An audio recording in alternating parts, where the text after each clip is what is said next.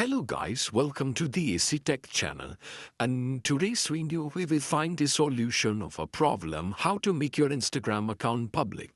For this, firstly you have to open your Instagram.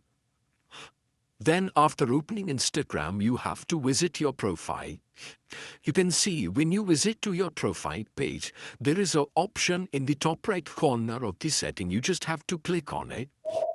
After reaching here, you can see there is another option of account privacy.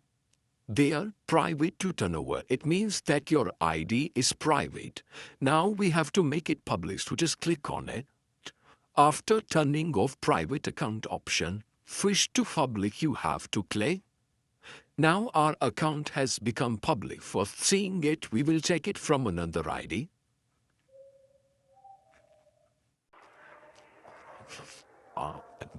See, from another ID, our account is visible in public. Hope you liked the video. Thank you.